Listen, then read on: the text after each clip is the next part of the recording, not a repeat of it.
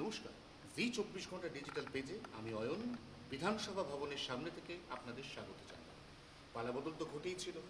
শুভেন্দু অধিকারী পশ্চিমবঙ্গের মুখ্যমন্ত্রী হিসেবে ব্রিগেড প্যারেড গ্রাউন্ডে শপথ নিয়েছেন। বাকি ছিল শুধু কিছু আনুষ্ঠানিকতা। এই যেমন বিধানসভার ভেতরে মুখ্যমন্ত্রীর যে ঘরে মুখ্যমন্ত্রী সেশন চলাকালীন বসবেন, সেই ঘরের নাম ফলক পাল্টে গেল। সেই পাল্টে যাওয়া নাম ফলকের ছবি এই মুহূর্তে সরাসরি দেখতে পাচ্ছেন।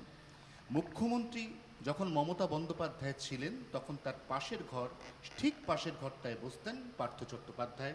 তার পাশাপাশি ক্যাবিনেট স্তরের আরও 5জন মন্ত্রী এই যে পরপর দরজাগুলো আছে এই ঘরগুলোতে বসতেন।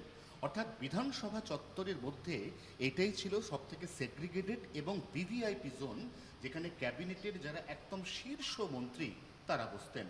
এই অবস্থায় পালা বদলে এই গোটা এলাকাটার চরিত্র বদল অবশ্যম্ভাবী ছিল। সেই অবশ্যম্ভাবী চরিত্র বদলের প্রথম ছবি এই মুহূর্তে আমরা যেমনটা দেখতে পাচ্ছি। মুখ্যমন্ত্রীর যে ঘর, কাঁচের ঘর, ওপরে সম্পূর্ণভাবে একটা আর্চ তৈরি করা রয়েছে। সেই কাঁচের ঘরের সামনের যে নামের ফলক, সেই নামের ফলকে জ্বলজ্বল করছে রাজ্যের নতুন মুখ্যমন্ত্রী শুভেন্দু অধিকারীর নাম। তবে এটা ঠিক যে পাশের ঘর, যে ঘরগুলোতে চন্দ্রিমা ভট্টাচার্য, পার্থ চট্টোপাধ্যায়রা বসতেন, সেই ঘরগুলো কারা কারা পাবেন, কাদের কাদের এই করিডোর অর্থাৎ ভিভিআইপি এনক্লোজারের যে করিডোর সেখানে জায়গা হবে, সেই প্রশ্নের উত্তর এখনো পর্যন্ত পরিষ্কার নয়। শপথ গ্রহণের দিন শুভেন্দু অধিকারী রাজ্যের মুখ্যমন্ত্রী, তিনি এখনো পর্যন্ত বিধানসভায় আসেননি। খুব সম্ভবত আজ তিনি আসবেন না, কারণ আজকে তার বিধানসভায় আসার কোনো শিডিউল নেই।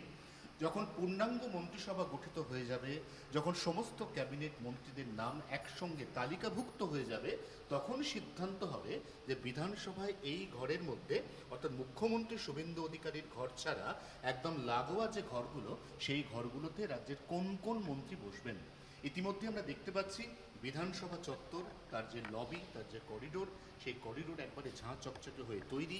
এখানে কর্তব্যরত পুলিশ কর্মী, তারাও নতুন করে, নতুন সরকার, নতুন মুখ্যমন্ত্রী, তার আন্ডারে নতুন ক্যাবিনেট, তাদের ডিউটি বুঝে নেওয়ার জন্য তৈরি। এবং সব মিলিয়ে এই মুহূর্তে বিধানসভার যে আবহ, সেখানে একটা সাজো সাজো রব রয়েছে। কারণ একদিকে নবান্নের বদলে এই মুহূর্তে রাজ্য সরকার বা রাজ্য প্রশাসনের সচিবালয় হয়ে দাঁড়িয়েছে পূর্বতন রাইটার্স বিল্ডিং। আমরা ইতিমধ্যেই দর্শকদের দেখিয়েছি রাইটার্স বিল্ডিং কি অপূর্ব আলোকমালায় কার্যত রানীর মতো সেজে উঠেছে। একই বহিরঙ্গের ছাপ বিধানসভা ভবনের ভিতরে এবং বাইরে। এবং এই মুহূর্তে এই ছবি বলে দিচ্ছে পালা বদলের পর তাৎপর্যপূর্ণভাবে রাজ্যের বিভিন্ন জায়গায় যে ছবিগুলো পাল্টাতে চলেছে, যে কোলাজগুলো পাল্টাতে চলেছে, তার মধ্যে অন্যতম এবং প্রণিধানযোগ্য নিঃসন্দেহে মুখ্যমন্ত্রী এবং তার লাগোয়া ঘরগুলো। জি 24 ঘন্টার জন্য ক্যামেরা অরিন্দমের সঙ্গে অয়ন, বিধানসভা ভবন, কলকাতা।